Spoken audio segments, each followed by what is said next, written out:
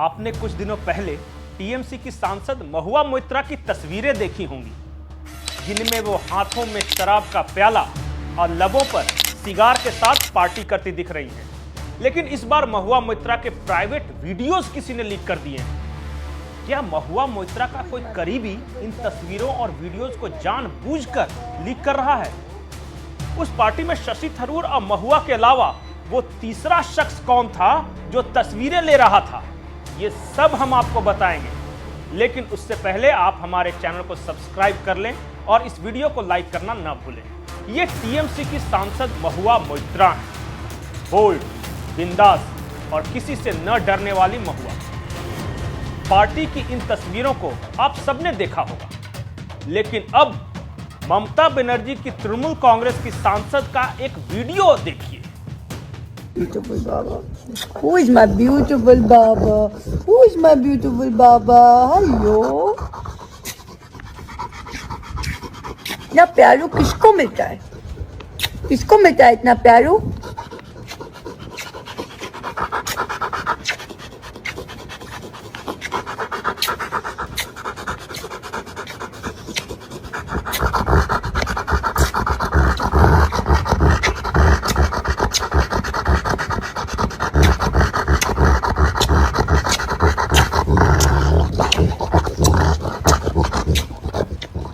TMC की सांसद अपने कुत्ते को पागलों की तरह चूम रही हैं। इस वीडियोस को सोशल मीडिया में खूब शेयर किया जा रहा है, लेकिन महुआ मोइत्रा की परेशानी ये वीडियो नहीं है। महुआ मोइत्रा की असली परेशानी मुंबई के मशहूर बिल्डर निरंजन हीरानंदानी के बेटे दर्शन हीरानंदानी हैं। खबर है कि दर्शन हीरानंदानी सरकारी गवाह बन गए हैं। उन्होंने बाकायदा एफिडेविट देकर कहा है कि हाँ, महुआ मोइत्रा ने मेरे कहने पर सवाल पूछे। दर्शन हीरानंदानी ने अपने एफिडेविट में यह भी स्वीकार किया है कि महुआ मोइत्रा का पार्लियामेंट्री लॉगिन और पासवर्ड उनके पास था, जिसमें वे अपने मनपसंद सवाल डालते थे। संसद में महुआ मोइत्रा वही सवाल सरकार से पूछती थी जो वो चाहते थे।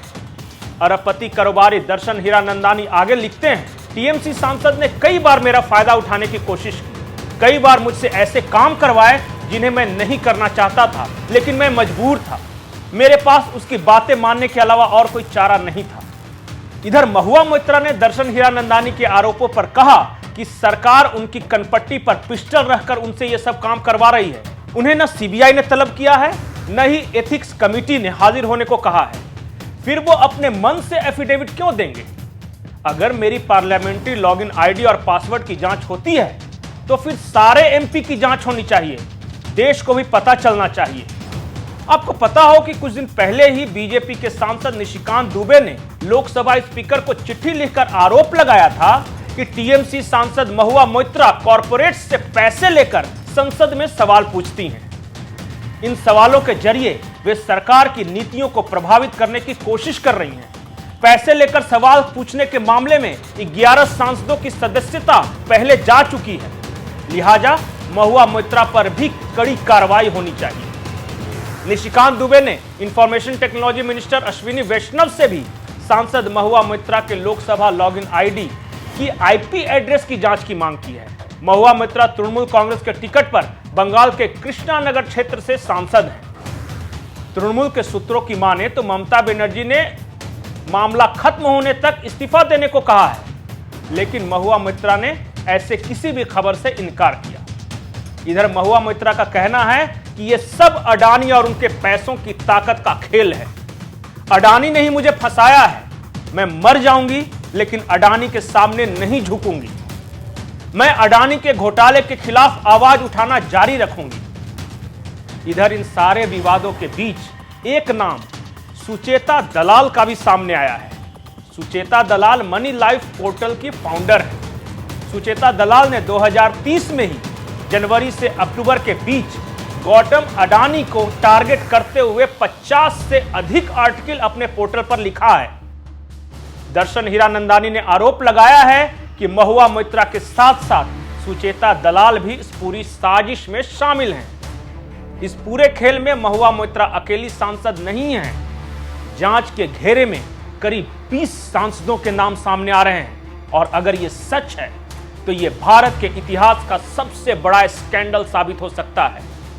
किन सांसदों ने किससे पैसे लिए, उनसे पैसे लेकर संसद के अंदर क्या क्या सवाल पूछे गए, क्या किसी ने पैसों के लिए राष्ट्रीय सुरक्षा से जुड़ी नीतियों को भी प्रभावित करने की कोशिश की, क्या कुछ सांसदों ने विदेशी कंपनियों से पैसे लेकर भारत की कंपनियों के खिलाफ कैंपेन चलाया। वैसे एक और बड़ी खबर है। खबर यह है कि अडानी को बर्बाद करने के चक्कर में एंटी मोदी गैंग का सरगना जॉर्ज सोरोस खुद उजड़ चुका है। 25 बिलियन, जी हां, 25 बिलियन डॉलर का जबरदस्त नुकसान होने के बाद कई देशों से अपना बोरिया बिस्तर लपेट रहा है। उन देशों में भारत भी शामिल है।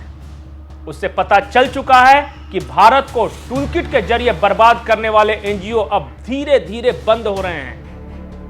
सोरोस को शायद समझ में आ चुका है कि 2024 में कौन आने वाला है। हारे हुए घोड़ों पर इन्वेस्ट करना उसे बेकार लग रहा है। नमस्कार।